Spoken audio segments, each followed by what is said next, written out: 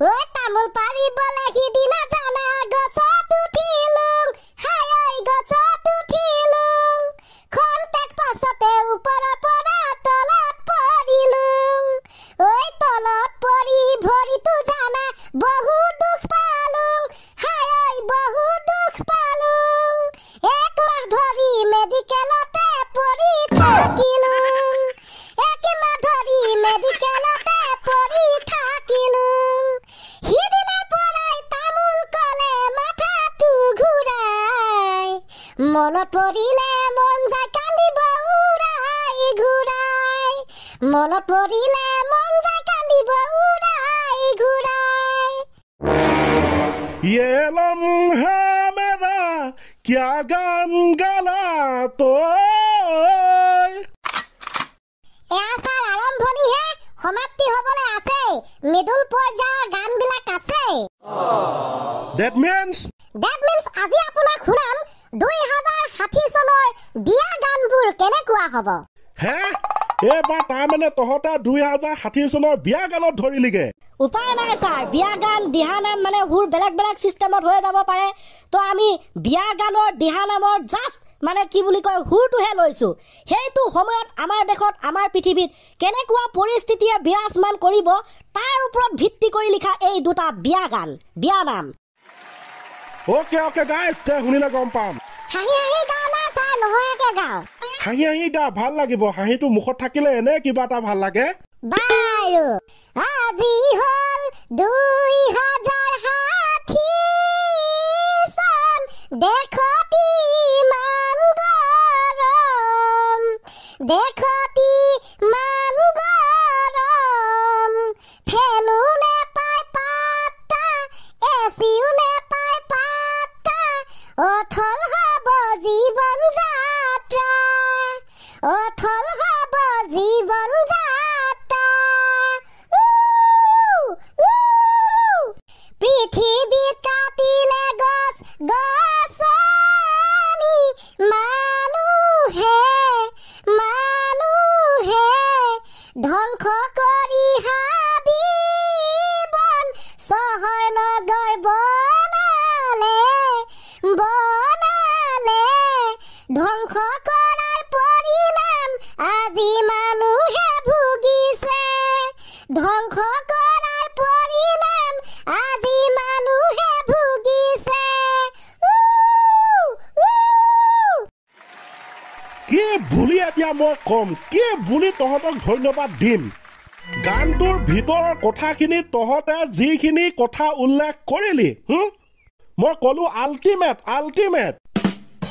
yes বন্ধুসকল আপোনালোকে এবাৰ নিজে অনুমান কৰি চাওক আজিৰ তাৰিখত গৰমৰ পৰিমাণটো কিমান বাঢ়ি গৈছে আৰু 10-15-20 বছৰৰ পাছত অৰ্থাৎ আমি যি উল্লেখ কৰিলো 2060 চনত সেই 60 চনত বাৰু গৰমৰ পৰিমাণটো কিমান বাঢ়ি যাব পাৰে আপোনালোকে দেখিছে গছ গছনি আজি কাটি ধ্বংস হৈছে চহৰ নগৰ বনিছে উদ্যোগ বনিছে প্ৰকৃতি ধ্বংস কৰা হৈছে এইবোৰে জানো গৰমৰ পৰিমাণটো বঢ়াই দিয়া নাই আগৰ দিনত না ফেন আছিল না এচি আছিল একোৱে নাছিল তথাপি মানুহে বিন্দাস আছিল কিন্তু আজিৰ দিনত ফেনেও পাত্তা নাপায় এচিও পাত্তা নোপোৱা হৈছে এচিৰ ভিতৰত সোমাই থাকিলে বাহিৰলৈ ওলাই যাবই নোৱাৰি যি গাটো পুৰা পুৰা লাগে এতিয়াই এনেকুৱা আৰু 10-15 বছৰৰ পাছত কেনেকুৱা হ'ব আৰু সেই কথাবোৰকে লৈ বিয়া নামৰ হুৰত গান এটা বনাই দিলো আপোনালোকে কেনেকুৱা পালে কমেন্ট কৰি জনাব ময়ে যিহেতু ভাল পাইছো আমাৰ গায়কসকলে তো ভাল নোপোৱা কথাই নাই আৰু কিবা গান বিয়া নাম আছে স্যাৰ আৰু এটা বিয়া নাম হিমান চনত মানে ধৰি লৈছো আজি আমি 2060 চনত আছো অনুমান কৰকচোন গাইজ বস্তুৰ দাম কিমান বাঢ়িব পাৰে এতিয়া ইমান দাম সামগ্ৰী মূল্য বৃদ্ধিৰ ওপৰত হয় স্যাৰ তেনে যদি লেটস ষ্টাৰ্ট প্লে বস্তুৰ দাম বাঢ়িছে পাকঘৰে কান্দিছে ৰান্ধিবলে শাক নাই মিঠাতেলো শুকাইছে ৰান্ধিবলে শাক নাই মিঠাতেলো শুকাইছে পেট্ৰল কিনিবলে মোৰে ককাইটি চিলেণ্ডাৰ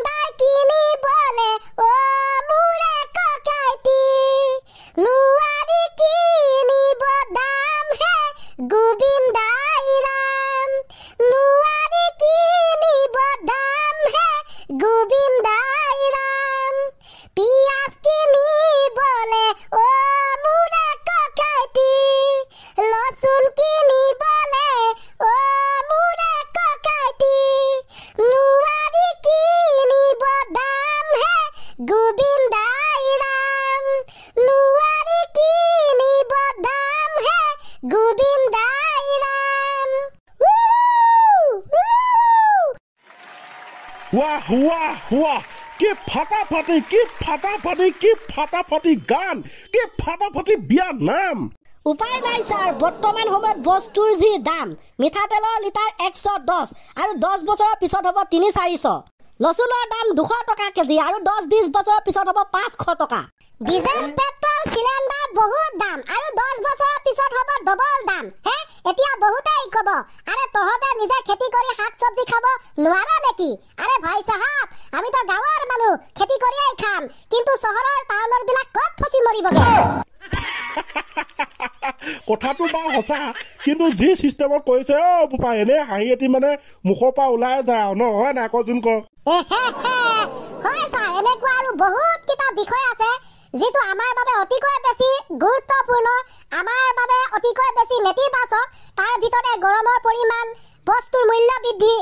হে দুটাক ভিত্তি কৰিয়ে হে দুটাক সামৰ্ম হিচাপে লৈ দুটা গান আমি লিখিলো যদি আপোনালোকে ভাল পায় এনেকুৱা বহু কেইটা বিষয়ক লৈ আৰু বেলেগ বেলেগ গানৰ সুৰত গান লিখিম বুলি আপোনালোকক আশা দিছো বাৰু যি কি নহওক ভাল লাগিল দে বস্তু বাহিনীৰ দামটো দামে